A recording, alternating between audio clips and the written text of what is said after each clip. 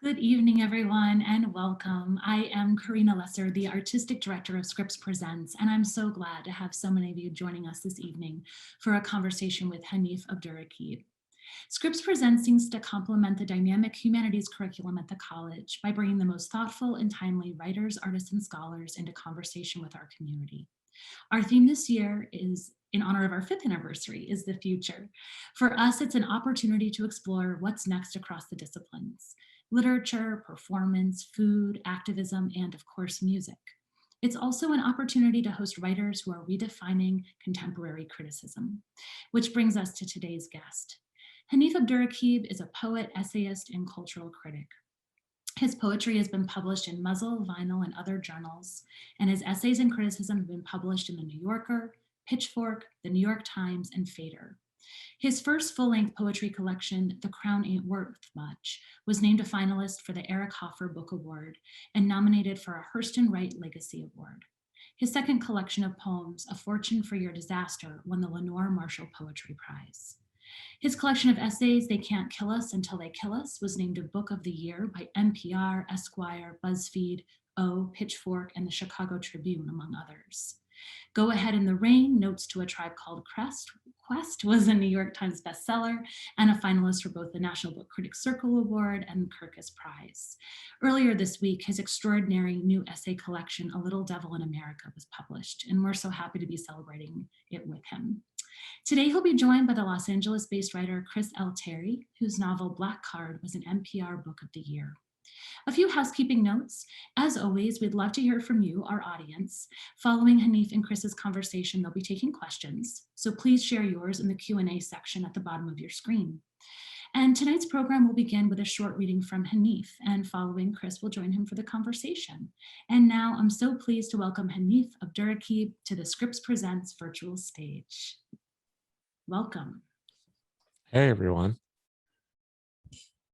It's good to, I don't know, it's always so weird. The weirdest thing perhaps about virtual readings is the entry point where it is most clear to me that no one is around me except the walls of my home and my dog. Whereas like in person, in real life, there's like a presence. People sometimes clap if they're feeling up for it, or not saying no one clap because that would be weird. But I'm mostly saying the entries have gotten a bit more heartbreaking, though I suppose the exits have too. I am going to read from an essay called 16 Ways of Looking at Blackface. And I'm not going to read all of them, certainly not. I'm going to jump around and read a few because I'm eager to talk to Chris. But I also have not read this out loud since the first draft, and I'd like to spend some time with it. This is from the essay 16 Ways of Looking at Blackface. 5. There are a lot of things white people get wrong about blackface, but the one I think about is the way they slather the makeup on their faces as if they've never seen a black person before, usually pitch black and wildly uneven, or smeared haphazardly over the skin with no attention to detail. I have thought before about how this feels like an additional insult petition to top the obvious one, how even an attempt to mimic cannot be done with enough care for the skin of the mimicked, because I cannot take off my skin. I ask my homies for a skincare routine, and the group chat sprawls with the names of products and links to them. I wander a Whole Foods and ask Safia exactly which exfoliating loofah glove I should purchase, sending photos of my findings in the group chat. Jason tells me I can't go wrong with Cetaphil as a base. All I know is that I've had the good fortune of having largely great skin for 3 decades with no real work put into it, and I'm looking to see what might be the fullest potential for my skin's immortality. I do want to be clear and say, now, I wrote this years ago. Now, years later, I have a rigorous and very thoughtfully put together skincare routine that has changed 2 times during the pandemic, but is still very good. I come from an ageless people, after all.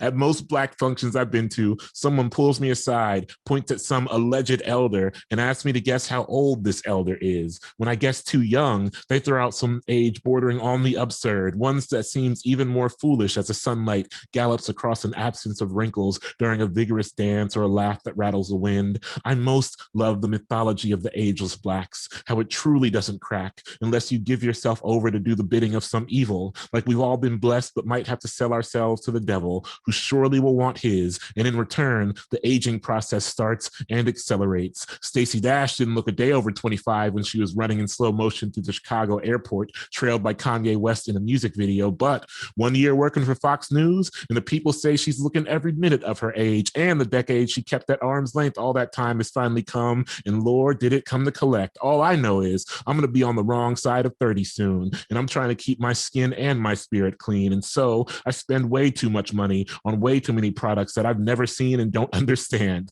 I apply my own facial mask, slathering on the white cream unevenly, too aggressively on my cheeks and forehead, but lightly around my eyes, my hands guided by even more anxiety than usual. From underneath my coated eyelids, I scroll through some social media timeline or another. Black people on the internet are upset about a party at some school. The theme was the hood, or some iteration of what white people think the hood is. None of the participants were Black, but most took measures to make themselves Black. Darkness was achieved by what seemed like all measures: shoe polish, makeup, even markers, faces sloppily colored in. The partygoers wore large fake gold chains and massive white tees swung to their kneecaps. They twisted up their fingers in homage to the gangs of their wildest imaginations. Sunglasses and sneers adorned their white faces, hiding poorly behind the splotches of brown. And what a predicament. Me, looking upon this with my face caked in some white substance, which promises to keep my skin young. And boys, younger than I was in that moment, throwing whatever they could on their young skin to make it darker, despite its history and its harm and the many echoes of violence it summons. The thing about blackface that most clearly stung arrived in this moment, looking upon this scene of recklessly adorned white skin while taking delicate care to help my own dark skin flourish. This, I think, is what they think we look like. 8. I have had the dream where I hold Al Jolson wearing a dark coat of blackface under the water of an old bathtub. I do not know how I arrived in the scene, but I arrived with my hands on his shoulders, pushing him down below the water, which seems endless from my angle. In the dream, he's wearing the brown suit he wears while playing piano in The Jazz Singer. That movie was in black and white, as is this dream, but I know the suit is brown. I know the suit is brown because I have, in my waking hours, stared at the poster from the film, which is painted in color. I know the suit is brown because on the poster, Jolson's face is not brown. The suit is the only interruption of white on his whole body. In the dream, Jolson does not struggle when I hold his head under the water. His eyes stay open. I scrub at his face with my hands until the scrubbing becomes clawing, trying to remove the layer of caked on dark skin to address the man underneath. In the dream, I don't know what I would say to Al Jolson if I could peel the mask from his face, but I keep peeling, and Jolson does not fight, even as I swipe fingers across his eyes that, surrounded by the darkness of his makeup, gleam from underneath the water. When I push him down far enough, his face vanishes entirely, or at least I think it does. In a dream, nothing is tangible, even in a dream that arrives and arrives again. Only the smallest details remain. I know the tub is old. It's one of those with massive claw feet. In the background, a version of Blue Skies is probably playing, but in this dream, I have convinced myself that it isn't Jolson's version because it is being sung by a woman, which means I tell myself it is Ella Fitzgerald, who, I imagine, would also want me to scrub the black makeup off this white man's face. In the dream, I think I hold Al Jolson down because if I can't detach him from the skin that looks like my skin, I at least want his eyes to stop glowing from beneath it. But the further I push his face down into the deepest parts of the water, I am left only to search the water for my own reflection, which looks dark, darker than I've ever been, so dark that it creeps along the water's surface like a shadow's dancing limbs. And then, as I lean closer to the water, I feel Al Jolson's suit snap itself empty, and I am not holding a body anymore. And then I wake up, and in the darkness of my real-life bedroom, I can't even see my own hands. 9. 9. Most of the Black people knew that woman was white from the moment we heard her stumbling her way through that interview. Can't say much for what the eyes know. There are many ways to look Black and be Black, so I just can't call it. Some of my skin folks sure did, though. Some of them, the ones from places that get no sun, insisted that they could tell a bad tan when they saw one. The Black women I know said they got it the whole time because if she was Black, no one would let her go out of the house with her hair looking a mess like it did. But hey, she was the president of the NAACP, and that CP still stands for colored people last I checked, but also it was the NAACP in Spokane, Washington. I was in Spokane, Washington once. The Black people were so invisible that everyone else would attempt to walk straight through us. So it's tough to tell, really. But given every benefit of the doubt in regards to aesthetics, I knew the woman who was claiming to be Black was not actually Black when the interviewer asked her, "Are you actually African American?" And she said, I don't understand the question. 11.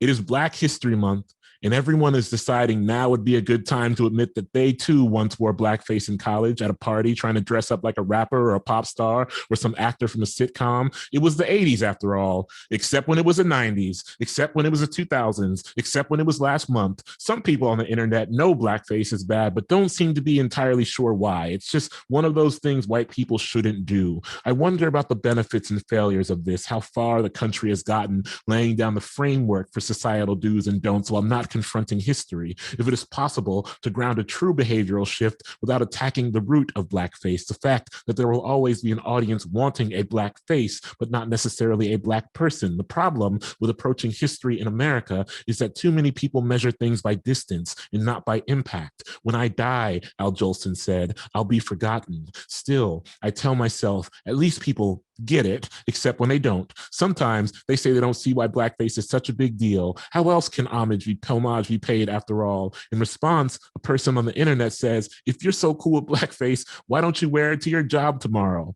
On stage at a press conference with his wife, the politician who put on blackface to dress as Michael Jackson in the 80s fields a question about whether or not he can moonwalk. He insists he can, and then turns to his wife, who tells him that now is not an appropriate time to break out the old dance. And despite the absurdity of it all, I find myself wanting him to do it. 14. It is said that Al Jolson truly loved Black people, that he wanted, in many ways, to form a closeness with Black people.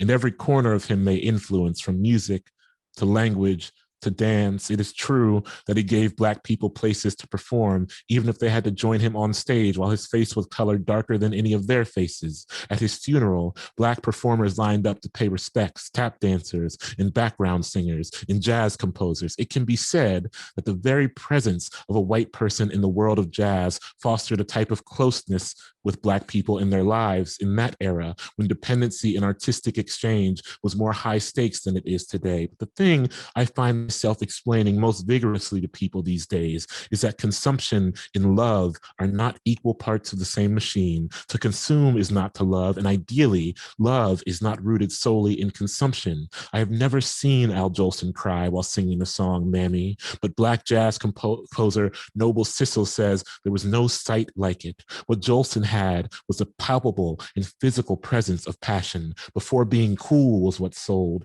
Noble Sissel says Al Jolson cried while singing Mammy, and it was one of the most beautiful things he'd ever seen. A single tear rolling slowly down Jolson's face while he crooned those old lyrics about Black servitude, a woman who leaves her own family to care for another. The tear streaking through Jolson's Black makeup and creating a clear border, who Al Jolson was and who he was dreaming himself to be. And while we are here with our hands in the aesthetics, I wish you would talk more about how frightening it all is. By you, I suppose I mean anyone, but let's say I mean you, non-Black reader or scholar of history. I wish we could get down to the bare bones of it all and talk about how blackface, beyond everything else, is such a horrifying look. When done with careful precision, the way it was done in the old days in the black and white films interest me most when I think about how darkness is a currency. It is said that Black is not a color, but the absence of color. Yet, in a film with no color, that absence is how one knows there is a potential for a shade.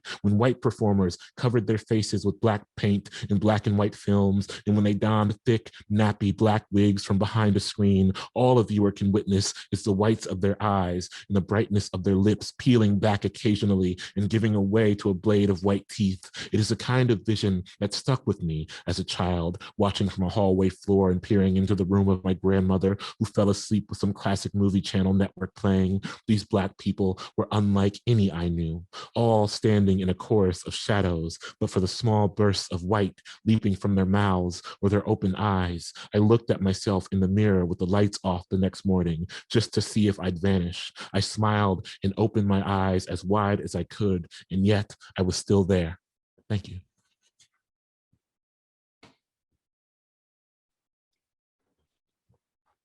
Hanif, that was great. I was waiting for the applause to die down, and then it was like, yeah.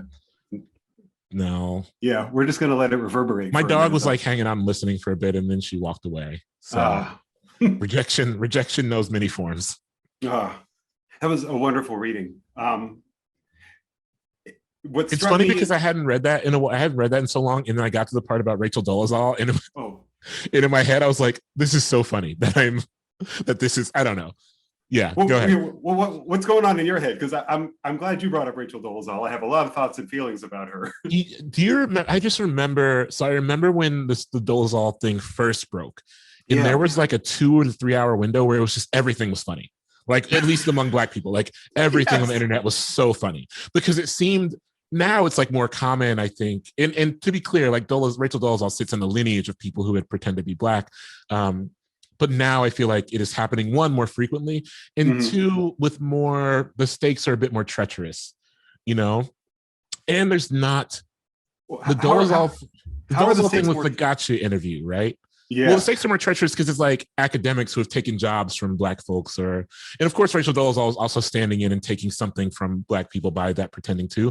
But there was something about like that gotcha interview that was so wild to me, where the interviewer was like, out of nowhere, kind of was like, "Yo, are you Black?" It's the one where she's like on a sidewalk acting kind of shifty about, it's Oh, you can just kind of see it go out of her. You talk in another part of the book about something changing in Robin Givens' eyes and in a couple of boxers' eyes.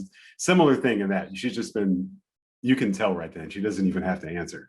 There was a point where, I mean, it got, to be clear, the Dolezal thing got serious pretty quickly, as it should have. But I just remember those first few hours where like the Black folks on the internet it was so, everything was funny. I remember it because it was a night of an NBA Finals game. And I remember being on the couch and completely ignoring the game and just scrolling endlessly through Twitter because the jokes were just incredible. Yeah. I feel like we came almost close when Adele was wearing all the Jamaican stuff about 6 months ago. Gosh. It was like we're kind of going down this road, and it's also funny, but the initial thing doesn't hurt as much, so maybe the humor isn't also hitting as hard. Because I also think Black people just find their way, the Black people I know and love the most find their way to critique through humor first, right? Or they find their way to, before anyone could think like thoughtfully assess Dolezal, we had to get our jokes off first. And that's just kind of how it works. There was a point where there was that like faulty, not that we should talk about Twitter this whole time, but there was that faulty headline, the nigger Navy headline. You remember that? Where like Trump, it meant to say Trump wants a bigger Navy, but it said nigger Navy on accident. And it was just like, of course there was like something serious to assess there, but not, it's always like, wait, we got to joke first. We got to make our jokes. And I love that. Of the many things I love about our folks, that's one of them. I am constantly laughing to keep from crying and screaming. And that's why it was so good to hear you reading this, because the Dolezal shit just hit a lot funnier hearing you read it out loud. And it reminded me of a lot of the humor I see in that.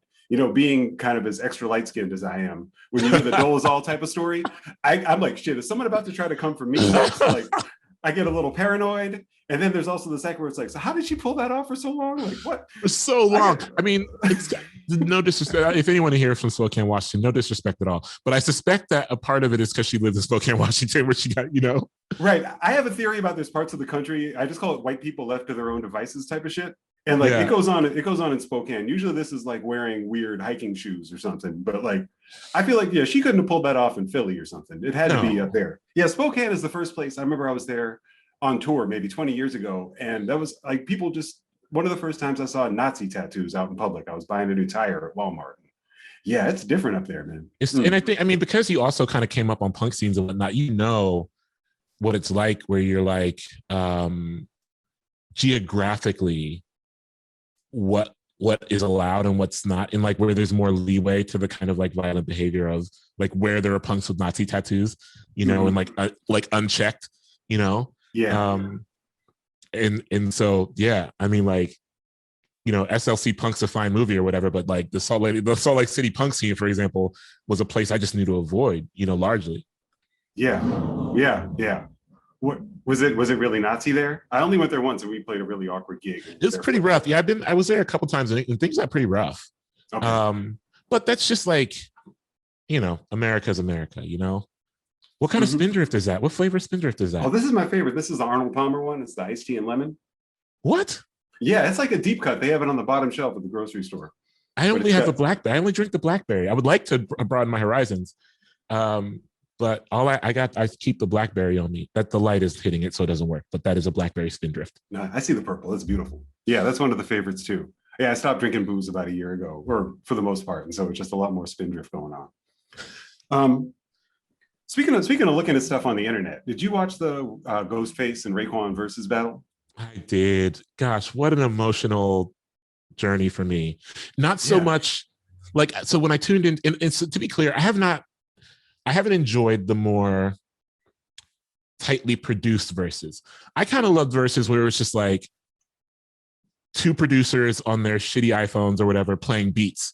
Like when it was like the Boy Wonder Hit Boy verses where like, that was one of my favorite early pandemic moments, was watching that, because there was like a literal beat battle, you know? And there's that point where Hit Boy kind of like was up against the wall a little bit, and you could tell that he was like, shit, I don't know what I got. And then he just played the beat to Niggas in Paris like 10 times in a row, you know? Which is like, I would do that if I produced that song too. But the Ghostface Raekwon one, you know, I didn't get super emotional until the end, where Ghostface, where they played All I Got Is You, and Ghostface was like, listen, take care of your elders. Like, you're going to be old, so you need to take care of your elders the way you might want to be taken care of. And that hit me heavy, because, you know, it's a year for me where I feel distant from a lot of the older folks I care for and I'm around. And like I have friends who like have not seen their grandparents in so long. I have friends who have had kids and have not been able to like take their kids to their grandparents. You know what I mean? Yeah. And that, I can't fathom how devastating that is.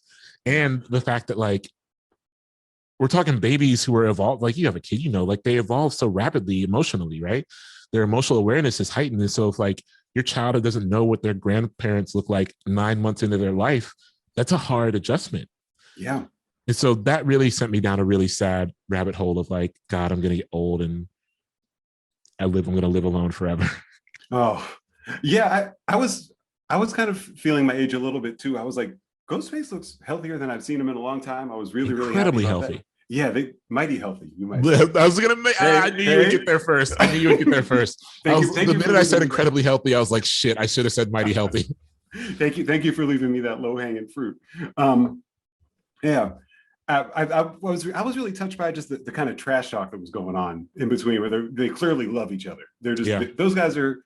It's been. And I'm gonna blow you up on this next song. I'm gonna drop a bomb on this one. I forget exactly what they're saying, and I can't sound like Ghostface or Raekwon. I'm not even gonna try, but yeah, I think it's just been such an amazing friendship to witness for God, like more than a quarter of a century. At this point.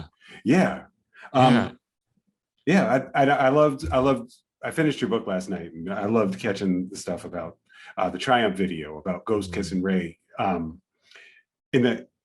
I know. I always thought that was it was like a beautiful, you know, incongruous thing. I'm really glad you included it in the book. Yeah. I think about that moment all the time, because in the context of that video, it's so odd, because that video is so like aggressively like hetero masculine. And there's just fire everywhere, like literally fire everywhere, and like bees everywhere, and like RZA's like walking through a prison with giant black wings while the riot breaks out. It's just so like aggressive. Not that I dislike it. I mean, I love the video, but it's, you know, but there's that really tender moment, and that just beautiful tender moment at the end, where it almost seems like Ghostface is like in awe of Raekwon, and like he doesn't know how to show that excitement in any other way except kissing him. Yeah. You know, because one, I mean, like Triumph is such an incredible, it's one of the best rap songs ever, because like, what do you even, there's so many, everyone's verse is just top notch, but those, like the last two verses are just like another level. And to the point where like, yeah, I mean, if I'm next to Raekwon and that's the verse, I also don't, I'm going to probably kiss him too, because I don't know what else to do to show that level of exuberance. Yeah. Yeah. Oh, yeah. Did you ever feel like you were looking to some of your favorite hip hop groups when you were younger, like, I don't, Tribe or Wu-Tang, as kind of almost like examples of friendship or Yeah, I think oftentimes too about like how these collectives endured through complex things. I was thinking the other day, I was thinking about Shaheem, who was kind of like a Wu-Tang affiliate, of course, like the younger Wu-Tang affiliate, and who I loved, actually. I loved his albums. The Lost Generation is one of my favorite rap albums of that era. And, I know he'd been locked up and he recently gotten out. So I was kind of like, oh, I wonder what Shaheem's up to. And I went to his Instagram and it was so heartwarming to see that he's still like hanging out with Method Man and still hanging out with Ghostface. And like, there's these bonds that these folks had, when there's something about coming up with a crew of friends that really pulls you together through the eras. And I say this is someone who grew up with friends who ended up incarcerated. I say this is someone who like spent a little bit of time incarcerated myself when my friends were out like in college, and but there was the thing that bonded us, So I have a crystal on my desk that I play with when I talk. So if I'm looking down, I'm looking at my talking crystal. And I think that I looked to these collectives as an idea to get ideas around community and what it is to be from somewhere. And by virtue of being from somewhere, have the good fortune of finding kinship with folks who you get to watch evolve. Mm-hmm. Yeah. I was really touched by the section of the book where you talk about leaving Columbus for a few years and moving back, and kind of watching your city change and watching some of your history be gentrified away, being erased, or just going away in other ways, the way the cities constantly change. Could you just tell me more about like interacting with these layers of memories that come from living somewhere for a long time? Like, can you go down the street? Yeah. It's wild because, a year ago, a little under a year ago, I got a house in Columbus. I wasn't at all considering moving, but I had, I kept renting with this like month to month, like, like if something comes up and I got to move, I can be out. But then I was like, I don't want to move and I don't want to do my work anywhere. So I bought a house in Columbus, and I bought a house in a very intentional area. It's like one of the old historically Black art communities in Columbus. Oh, cool. And living here is interesting because it's on the east side, and I grew up on the further east side, but you can tell that it's just an area that's ripe for gentrification. And so the condos are going up slowly, but there's an active fighting back here where people are kind of digging in and saying like, no, this is Bronzeville. This is where we are. There's a history here that like, I don't care how many condos you put up, there's a fucking history here. You know what I mean? Mm-hmm. And you cannot, gentrification is about a great many things, but it's also about attempts to erase the history of an area. Yeah. Not just by the removal of its people and not just by the removal of its buildings, but by the influx of new people that don't know the story of the land. Mm-hmm. Yeah. And it has been kind of heartening to be in a place in Columbus where Black folks are like, we ain't leaving, like you can build those little condos, but we are not leaving. Yeah. And there's something about that rejuvenates me. Yeah, that's beautiful. I went to high school and college in Richmond, Virginia. Half of my family is from there. We went back for a few weeks over the holidays, and I was like, man, I was renting an Airbnb in the gentrified version of my aunt's old neighborhood. Right. It's the Black side of my family is from down there. Yeah, it's nice to see people digging in their heels. I wish that had happened there. Richmond was the capital of the Confederacy, and they will dig in their heels over some history, but not this one. not the history, right? And that's the thing, right? Is that it's always interesting to see. It's not interesting. I mean, it's unsurprising, but to see what history gets prioritized in the American machine. Yeah. Speaking of, I was curious. That's something that I like about your book is that you have present day kind of everyday Black experiences in conversation with Black cultural history, pop culture history, history of performance. how much of did you know what you wanted to research before you began? I'm especially interested in I got to scroll down for a second for his name, but the dancer from the 19th century who was kind of Master Juba. Master Juba, yeah, like William Henry Lane, yeah. Fun to be hilariously, that is the first person who I came to, because the book was going to early on be about minstrelsy and be about appropriation before it became something different and much better, I think. So Master Juba was the first person who I fell into the rabbit hole on because of the work of Charles Dickens. Yeah. Reading him lensed through Charles Dickens. And then who's like a very complicated figure, not only in the book, but generally, and being interested first and foremost in this white writer's understanding of what he was witnessing in Master Juba, and also being disheartened by the fact that there's such little historical record of Master Juba due to the fact that he was primarily witnessed and then repurposed through the lens of white writers or white historians. And then when I moved off of that, I found that there was a lot more generous terrain I could be on with the book. But that presented a problem overall. I mean, I think I talked a bit. Did I talk about Ellen Armstrong with Leslie yesterday? Not much, but there's this thing that I called the Ellen Armstrong dilemma when working on the book, because Ellen Armstrong has a part in the book in the Magical Negroes essay at the end. And my interest in Ellen Armstrong, I'm just so averse to falling down rabbit holes prompted by little to nothing. And someone like the wind can blow and I'll be like, I got to Google that. But when the phrase Black girl magic was being commodified, I don't know if you remember this, someone wrote like a corrective essay that was fine, but like maybe took the phrase too literally, where they're like, well, the problem with this is that Black women aren't literally magic. And I was like, and I didn't like have any strong feel, it wasn't really my place to have a strong take on that, but I couldn't get that out of my head. I couldn't get the idea out of my head because I was like, but I bet there have been some Black women that have actually really done magic, And it took me back to Ellen Armstrong, the first Black woman to headline her own magic show, at least in the States. But there was so little information about her. Just online, there's so little information about her. The miracles she was performing, particularly for poor Black audiences, were singular, beautiful things. Yeah. And there's so little about it, to the point where I was cold calling magic historians are real. I found this out while working on the book. And two, they are surprisingly easy to get a hold of, because I was like cold calling magic historians. Will you tell me anything about Ellen Armstrong? And like truly bless these magic historians, because they were so patient. They would be like, well, I don't know anything, but my colleague might. I'd call give me the number to their colleague in like Texas, and I'll call the colleague in Texas, and they'd be like, I don't know anything, but my pal in Seattle might.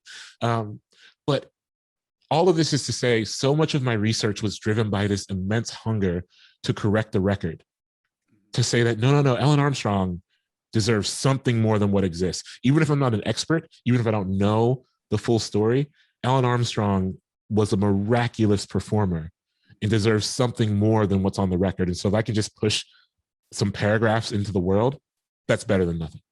Yeah.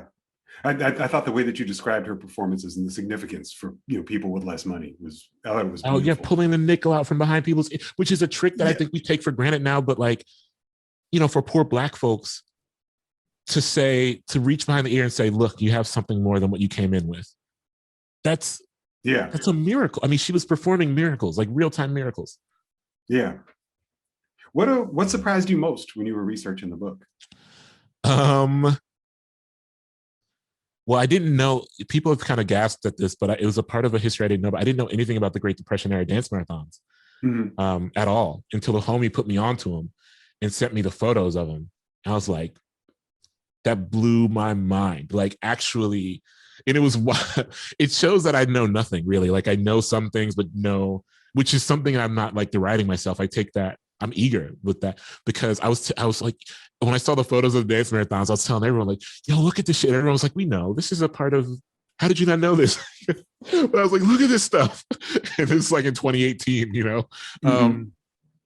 I was so jarred by that history though, that not knowing that history and then coming to terms with it. And then like I was further jarred by the idea of partnering, which I think rises to the top of that essay, even though I only kind of like shine the light on it briefly, explicitly, but implicitly, I think the idea of partnering vibrates underneath that whole text.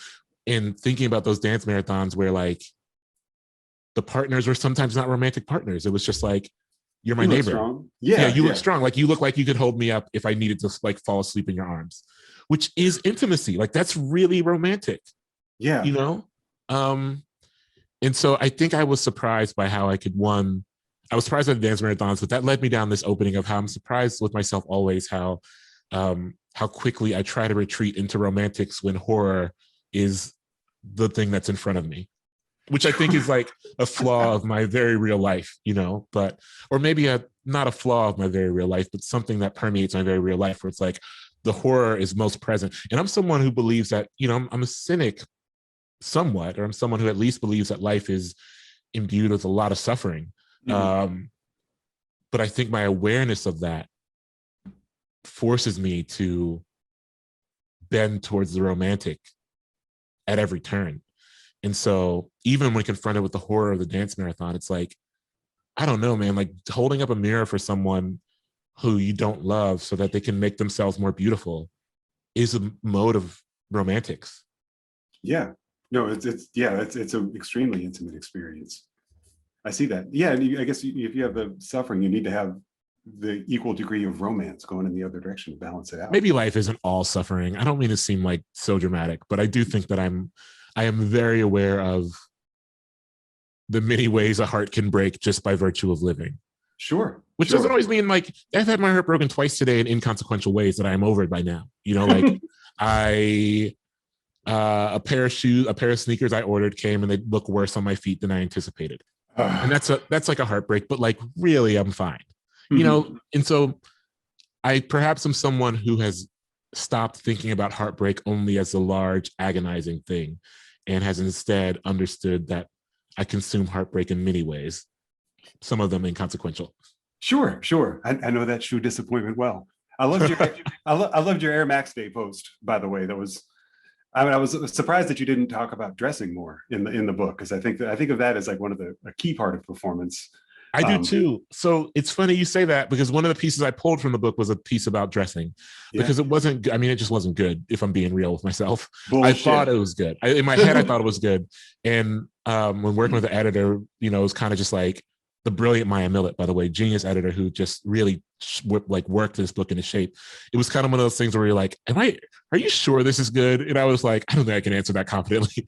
But it was about how I learned, you know, my obsession with sneakers and my kind of still, you know, I'm like more of a sneakerhead now than I was 10 years ago, even in you know, my obsession with sneakers, you know, I think so many people, I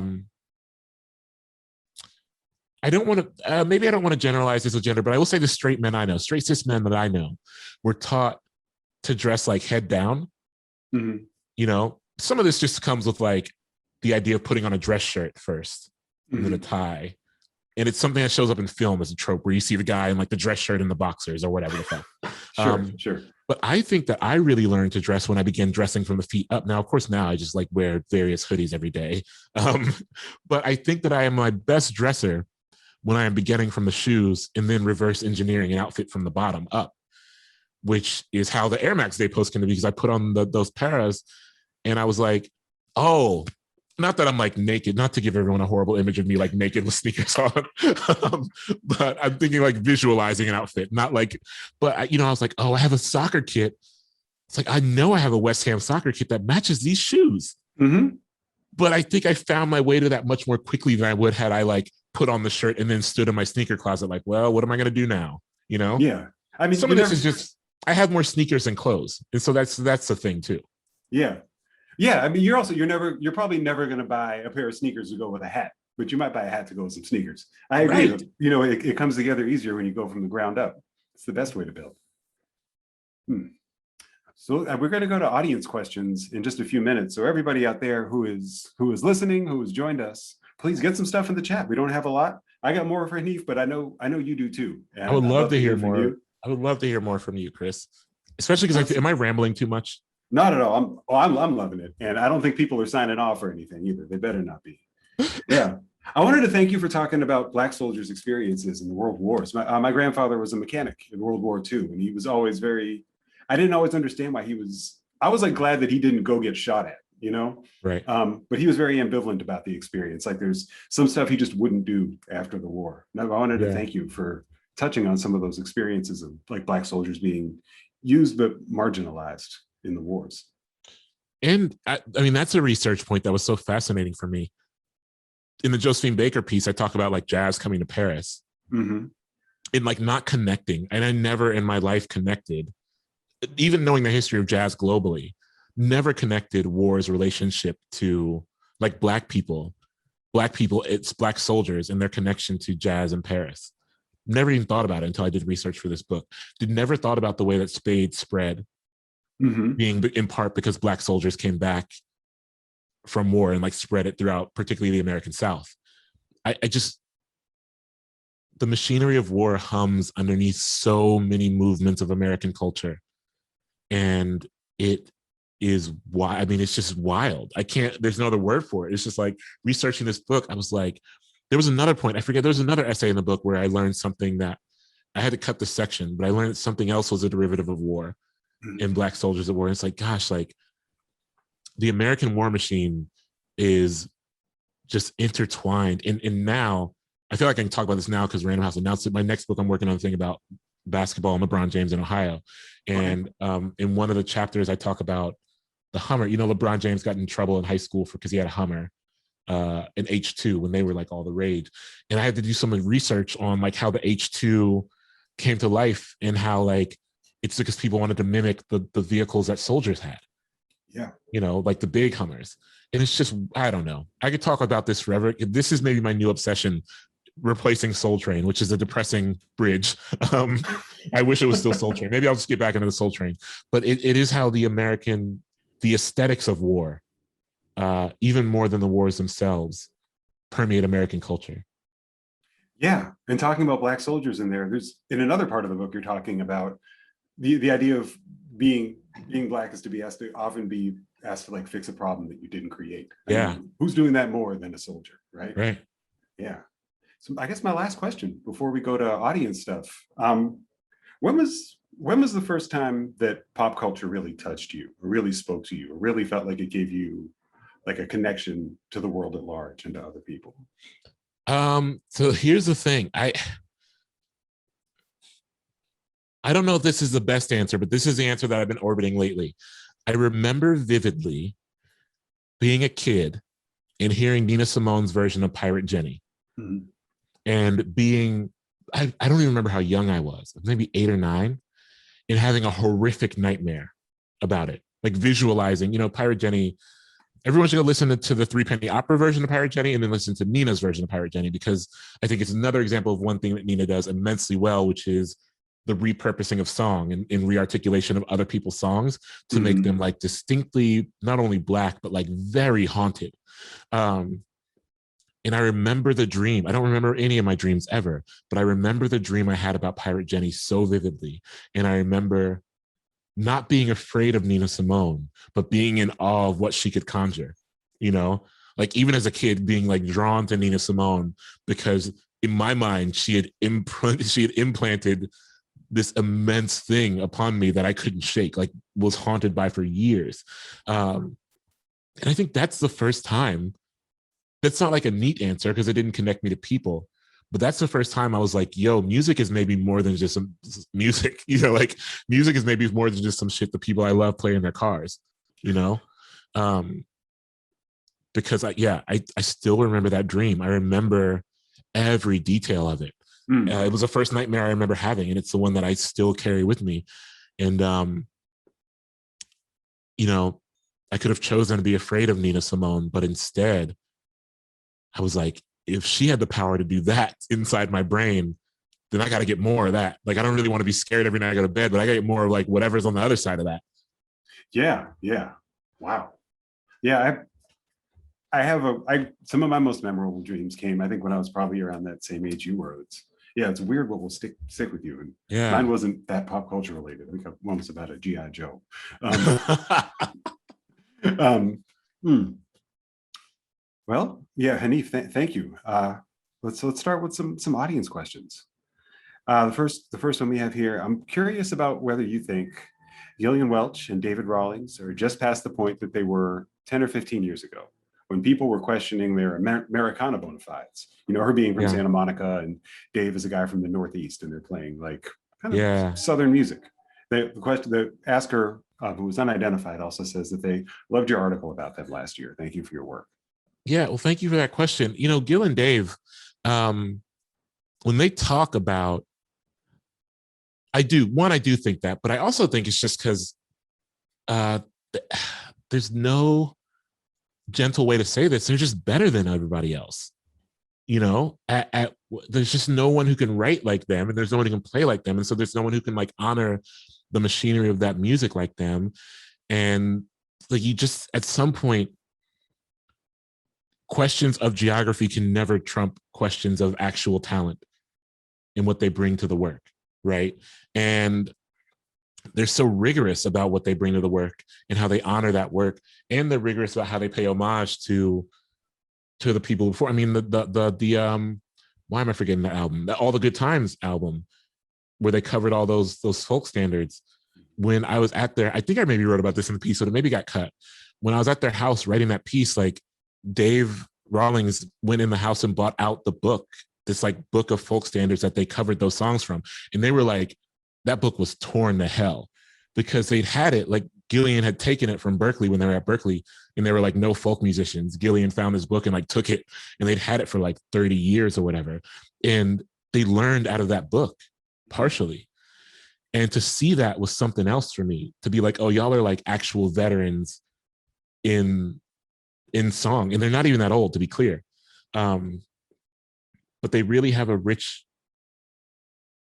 respect and honor for the music. And you hear, you know, when I wrote that piece, I had to do, when you write a profile, of course, you might know this, Chris, probably, but you have to do secondary sourcing, so you got to talk to other people. Mm-hmm. And the wildest thing about the secondary sources was, like, in their case, that meant I had to call Emmylou Harris, you know, and whoa, I had to call John Paul Jones from Led Zeppelin, you know? Really? And yeah, but it's because so many people across all these spectrums respect and love their work, you know, and Phoebe Bridgers, I call Phoebe, you know, like, so we had generation and genre divides, and all these people being like, I go to them because they know how to write songs. And that's it. I don't really care if like Gil grew up in Santa Monica and like had parents who worked in music or whatever. Like, they know how to write songs about these very, is anything in America simplistic? No, but they're so good at distilling the idea of America down to something simple that is seductive, a seduction that I fight often, because I, you know, as I write about when I write about Bruce Springsteen, who I love more than any musician, I resist the simplicity of the American idea, but I do like a song that can orbit it. Mm-hmm. Yeah.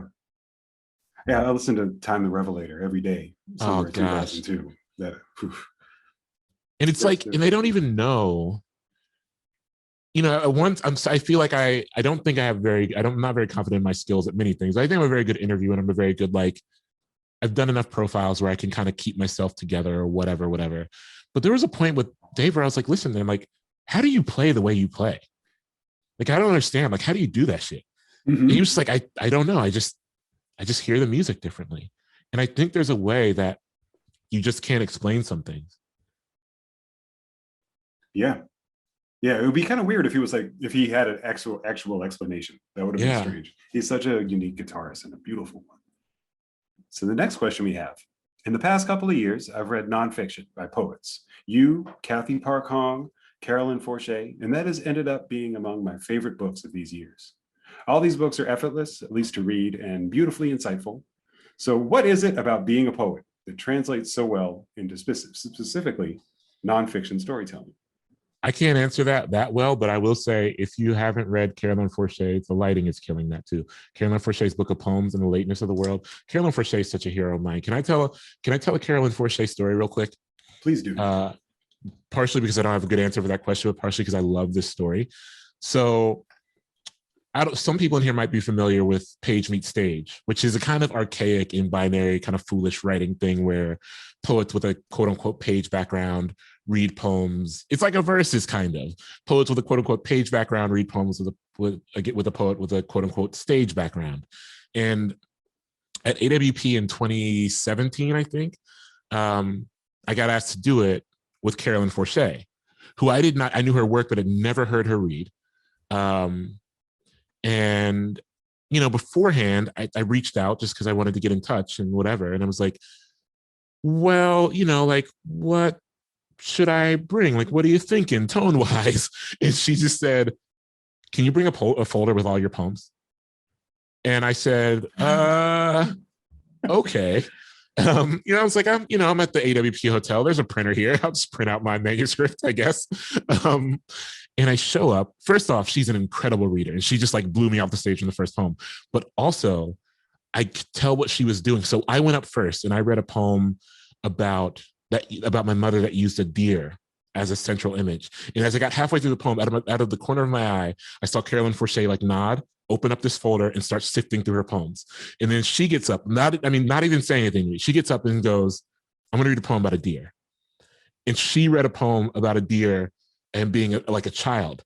And I was like, okay, I instantly know what we're doing now. And so I was like frantically going through my poems. And I read a poem about me as a kid outside of a barbershop in the glow of the red, white, and blue barbershops. And then she sifted through her poems and found a poem about the sunset looking like a barber pole. It was wild. I mean, it was like the most absurd reading I maybe have ever been a part of, because it was like, what she was saying was, it wasn't even a challenge. It wasn't like, bring all your poems, motherfucker. It was like, I would like for us to explore the depth of each other's work without speaking. Right. I just want us to find our way to each other. And I don't know. I don't think she even remembers this, because I saw her last year. I saw her last year for the first time in a while. We read at, or 2 years ago. I don't know, maybe early last year we read together.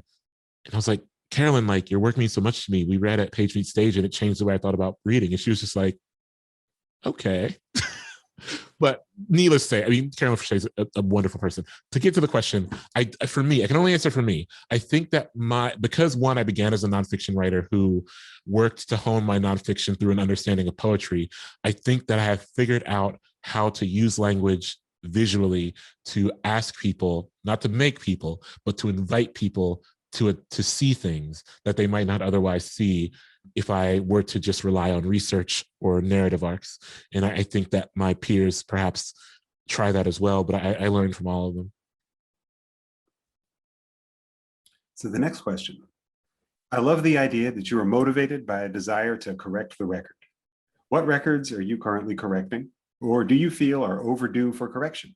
For example, country music is white music. Yeah, well, that, I mean, phew. Thank you to whoever asked that, because I mean, that is one of the records that needs correcting, right? I'm perhaps done attempting to correct the record of American music, because I did it like the opening of a Tribe Called Quest book. I've done it in They Can't Kill Us, like I do it all the time. But in some ways, I think my work now in this moment has been trying to correct the record of myself, or the way I feel about myself, particularly because, not to get too deep here, but we're all friends. I've spent most of the last year alone, which means that I've gotten very intimate with myself to the point where I don't want to know any more about myself than I already know. I'm a little anxious about what I might unearth if I go further in my knowing, but I am curious about what would happen if I go deeper into what I already know, in what records I can correct about myself, and like the lies I have told myself about my existence. And that feels like a more generous practice.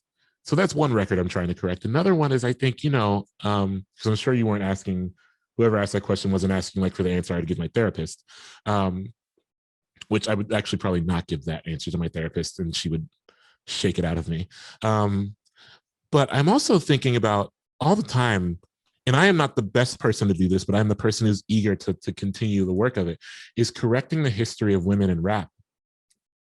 Correcting the the narrative of women in rap, especially now, because I feel like we're at such I would say a second golden era, because I think there was another golden era of women in rap before this one. But I think that we're immersed in a second golden era that is only going to make way for like a real, like genuine, brilliant era after it, like sustained too.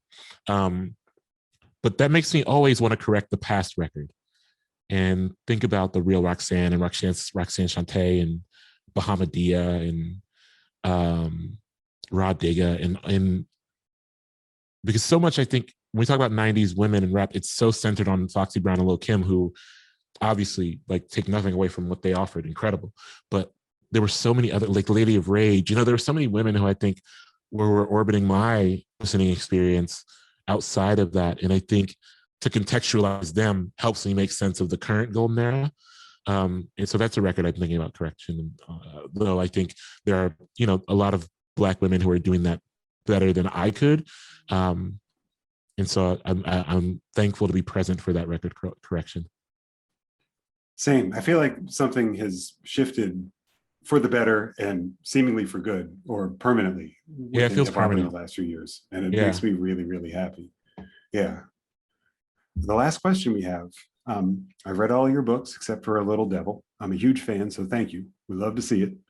And they say, I admire how a thematic through line is the insistent urge to be in community, to have care, and to hold love and heartbreak in equal measure.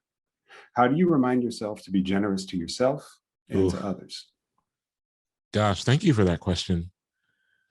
My thing has never been, or at least I hope my thing has never been having roadblocks when it comes to being generous to others. Or attempting generosity towards others, in part because I just came up in a community where that was second nature. I came up in a community where people didn't have a lot, and therefore a lot was manufactured out of very little. When I talk about miracles, I also mean the miracle of growing up in an area of people who helped each other survive a great deal. And so I think I take from that and keep moving forward with that spirit.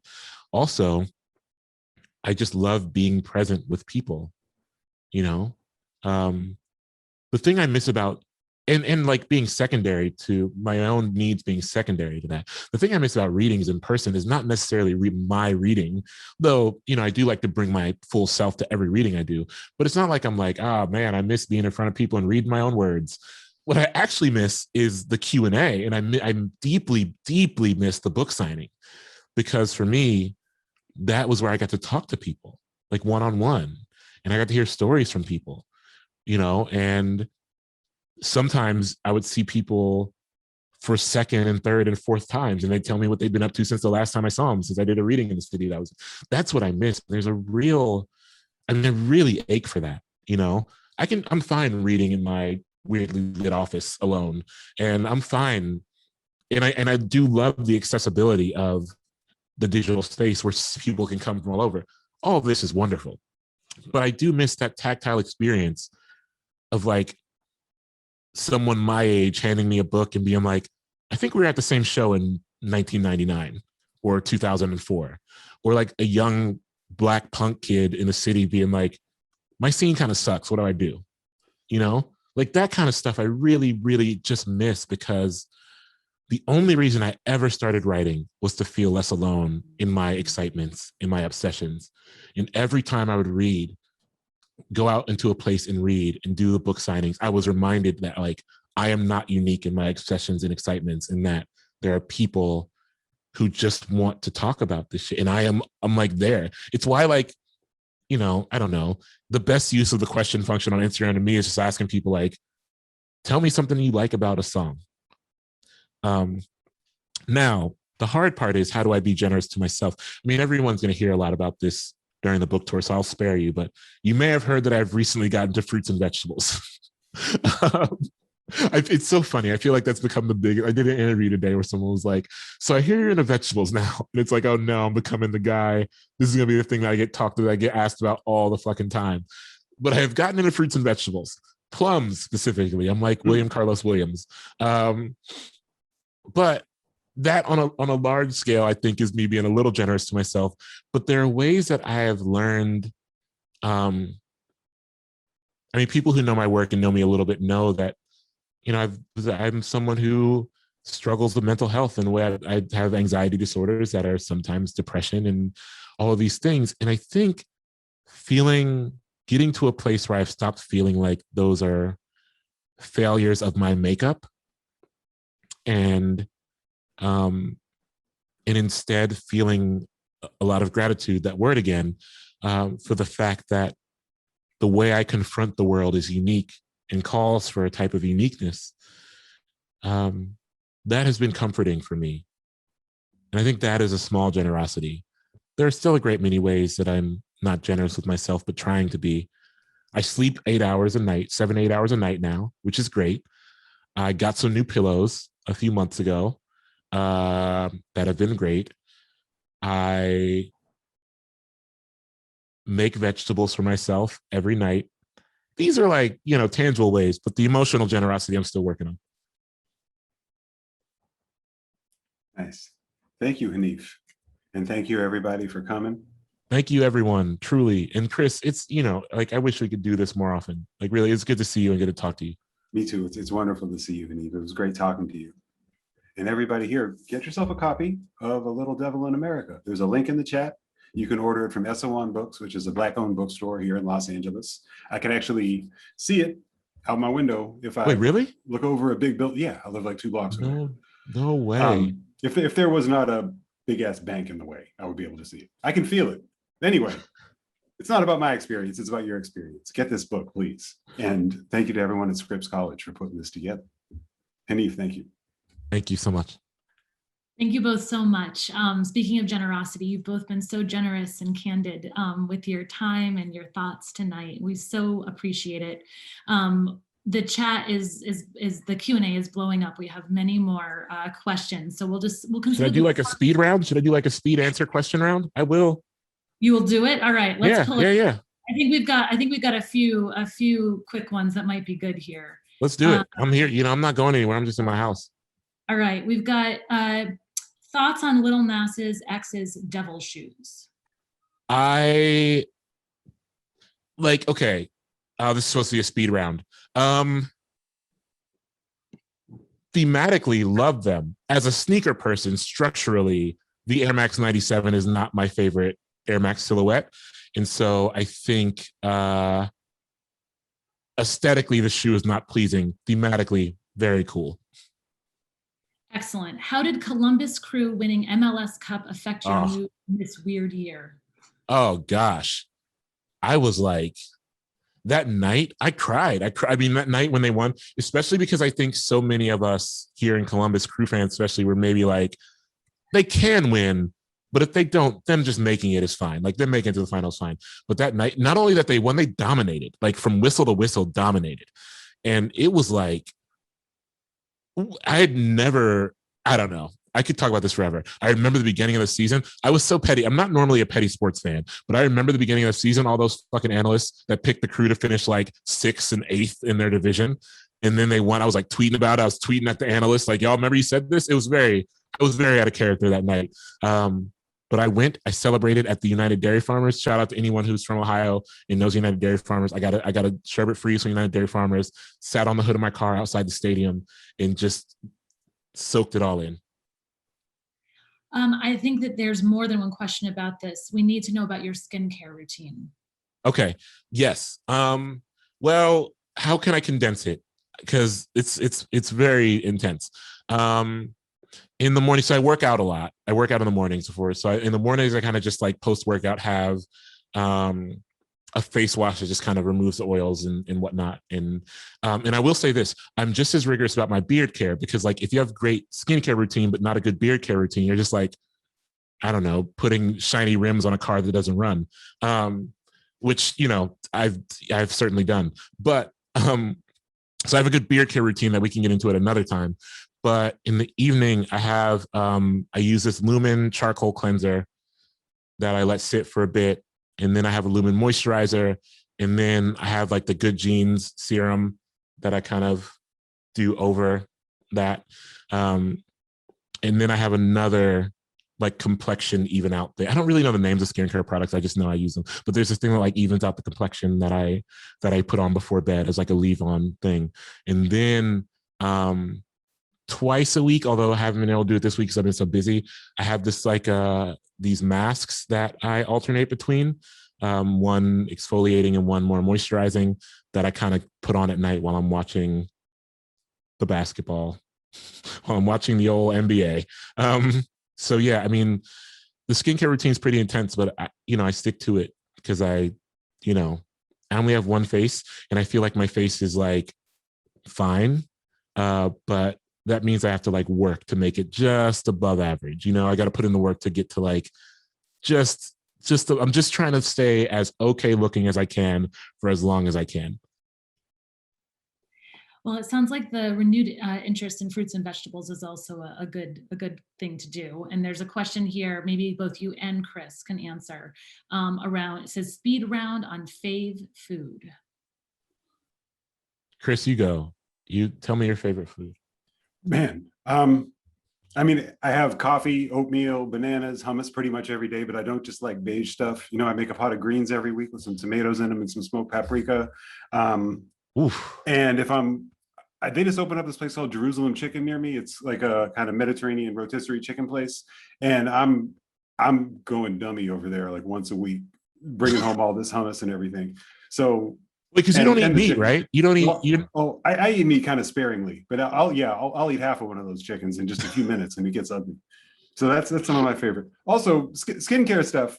I got some Motzi cold brew beard oil that I've been using. I really love it, and I love how it smells. And I've been shopping for masks. Also, I got kind of self-conscious about my hair thinning out, so I bought some anti-aging cream because I didn't want to get like weird chemicals from my hair. Then I realized I was like putting the anti-aging wrinkle cream on top of my head almost literally, and I was like, this is sad. Hanif, what's your favorite food? Sorry.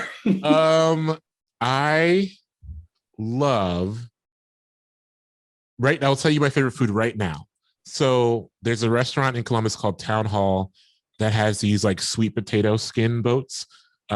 Skin boat is maybe not the best, but it's like a potato skin, but it's a sweet potato and hollowed out, and they put chicken and broccoli in it and some little like aioli, and I love it. It's a little, speaking of veggies, I love broccoli, and so that gets me closer to my destiny of vegetables. And I didn't love sweet potatoes until like a month ago when I decided to pivot to vegetables, and now I love sweet potatoes. Chris, do you have a sweet potato? Is that what you're looking for? Oh, my cat Wallace joined me, but I got some sweet potatoes in the I thought you were I'm about to heat up for you, just getting some tubers off the ground. I thought you were gonna be like, this is my cat's sweet potato. No, this is Wallace, named for Michael B. Jordan's character in The Wire and Biggie. Oh, wow. He was just making noise at my feet. No yams in this room. They're all back there in the kitchen. And the final question is number one Bruce song. Oof. Okay. This is oh gosh, this is not going to be a speed thing. Sorry. I think all the time about this Ross Gay interview where someone asked him to describe his basketball game, and the first thing he says is, "This is the most important question of my life." And so this is the most important question of my life. I'm going to go with what comes to my mind first and say that from a writing standpoint, it's Atlantic City. And here's why. Because Atlantic City is Bruce as a writer at his most thoughtful in terms of crafting narrative. Because what Bruce does well at his best when he's writing in terms of narrative arc is that he can provide a lot of information spread out or like kind of compounded into a small box. And depending on the song, that information can drag out. Like Backstreets, it drags out a little long. Jungle Land, it feels like both front loaded and back loaded, and in the middle is a little like saxy solo, whatever. But Atlantic City, you immediately get the stakes of the scene. You get scene, you get stakes, you get characters, you get sympathy point, you get the point of sympathy for said character, and you get the dilemma all in like 35 seconds. Right? Blew up Chicken Man in Philly last night, blew up his house too. There's a fight on the boardwalk. The racket boys are, there's like folks coming in from out of state with bad intentions. The DA's fucked. Like the gambling commission has no future, and there's someone at the center of it. That's like the first 35 seconds of the song. Also, it doesn't resolve, right? Like so many people love a song that resolves. What I love about Bruce and what I love about Tracy Chapman, she does this too, is they're both so anti-resolution. You know, like Fast Car ends with a shrug, essentially. But I mean, one thing that Tracy does that Bruce doesn't do, Tracy Chapman is so good at perspective shift, right? Where like Fast Car opens with like the speaker speaking to someone. And then that other verse, the second verse, is like the speaker turning to the audience and being like, listen, my dad's fucked up. And that's how I ended up in this situation. But back to Atlantic City also ends with a shrug. It's just like, last night I met this guy and I got to do this thing to survive. And that's the end of the song. And so much of what I like about Bruce Springsteen's writing, perhaps not as much now, but in the golden era of Bruce, was that he was only interested in redemption to a point, right? He was not really romantic about redemption, not even self-redemption. He seemed in his writing to feel like people could be redeemed to a point. And then he's got to remove himself from the equation. And Atlantic City is the perfect example of that. I also love Levon Helm's version of Atlantic City. So many people do. I know. I love Levon Helm so much. Have you ever seen the documentary Ain't In It For My Health about his death? Yeah. Isn't that just the most devastating but amazing thing in the world? Before I go, can I tell a Levon Helm story? Please. We almost named our son Levon. We didn't, but I would love that personally. So back when I was more adventurous, I went to the barn when he would have the rambles. I went out to the barn with a couple friends. And this thing would happen before he would play these midnight rambles where he would just serve dinner. There'd be these potluck style dinners. And it was so cool because you could just see the musicians wandering around. And my friend saw Levon Helm leaning against the barn. And no one was really talking to him because, you know, the people coming to those rambles were there all the time. And so, you know, to them, he was just like, you know, a guy. But my friend was like, we got to go say something to him. And I was like, I can't talk to him, but I will go with you.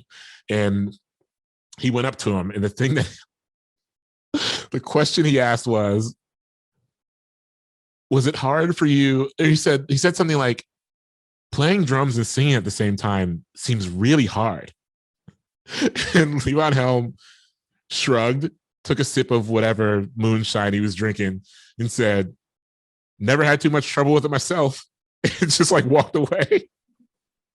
And I think about that all the time. That's my only memory of him in real life. It is perhaps my greatest memory ever.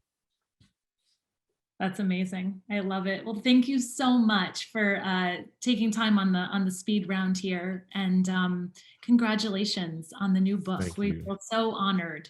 Thank you, Chris. We feel so honored to have been able to spend time with you this week. And thanks to everybody for tuning in, and to Chris for your amazing questions. And we'll look forward to seeing everybody the next time. Thank you, everyone. Have a great night.